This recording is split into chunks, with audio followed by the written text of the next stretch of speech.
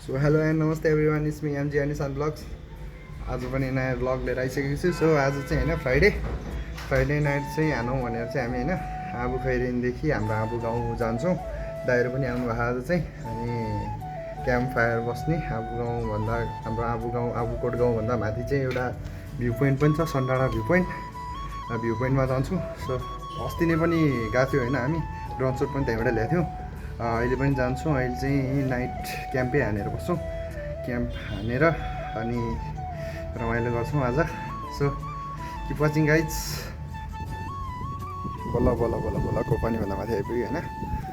अनि स्कुटर यहाँ छ हाम्रो, दुईवटा स्कुटर, अपिला र रेजेटारको पनि हालत एकदम खतरा भएको छ है। अहिले भएर हावा खतरा छ। एकछिन रेस्ट गराइदिएको स्कुटरलाई पनि। अनि एकछिन पछि चाहिँ अब हामी हिँड्छौँ। एकछिन पछि शीतल हावा चाहिँ बबाल चलाइरहेको, शीतल छ।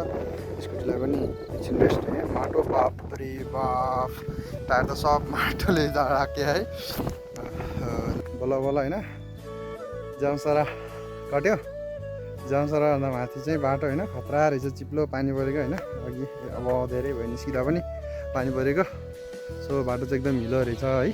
अनि हिलो आइयो, अलिकति माथिसम्म चाहिँ आइपुग्यो। अब यहाँबाट चाहिँ मधेराबाट चाहिँ अलिकति धेरै टाइम लाग्दैन। अब बाटो राम्रै भए चाहिँ 5 मिनट पनि लाग्दैन। अहिले चाहिँ बाटो खत्तम छ। स्कुटी धकाल्दै आउनु पऱ्यो। सो एकदम गाह्रो छ। अब माथि चाहिँ दाइहरू पर्खेर बस्नु भएको अरे हामीलाई होइन। हामी चाहिँ 3जना स्कुटरमा खैरेनबाट हिँडेको। लगभग कति भयो, धेरै नै भयो। के अरे अरू जमसराबाट यता माथि पानी नपरेर बाटो नबिग्रियो भए चाहिँ हामी अघि नै पुगिसक्थ्यो होइन। यो पानीले बाटो बिगारेर चाहिँ कष्टै छ स्कुटरलाई माथि लान। सो अब माथि गएर भेटौँला। सो बल्ल आइपुग्यो हामी चाहिँ। हेलो सबैजना, नमस्ते। के छ सञ्जय, मदन दाई, के छ सञ्जय? हेट ल, हाम्रो गाउँको एकदम ह्यान्डसम मामा है। जो मामाको बोली नै खतरा नि। ल दाई, वेलकम टु सundada है। ल हाम्रो सालहरू रोशन दाई के छ, सन्चै हुनुहुन्छ? ल हाम्रो केटाहरू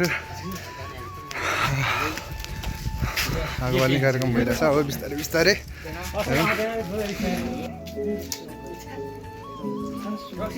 सालो के बनाउँदै हो? सालो के बनाउँदै हो? स्पेसल हो? के अरे डाइनोसर्सको मासु हो क्या? डाइनोसर्सको हो।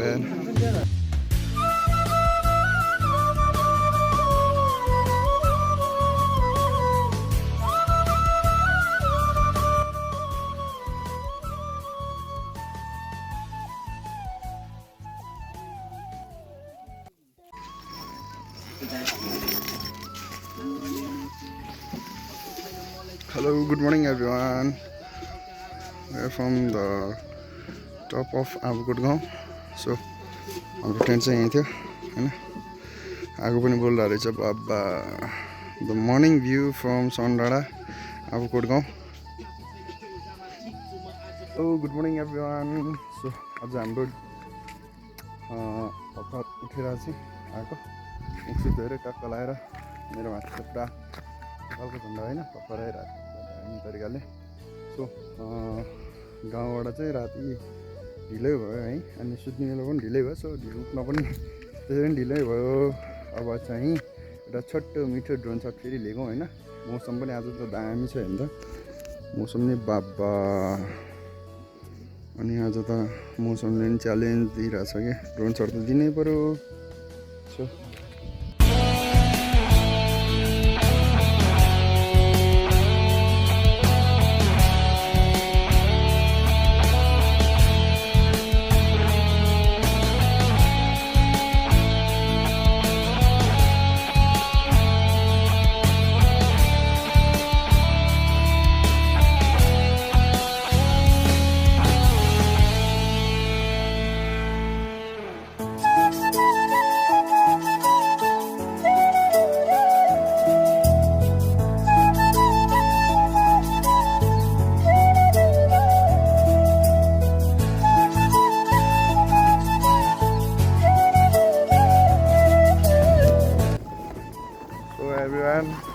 ब्लग चाहिँ आजको यति नै.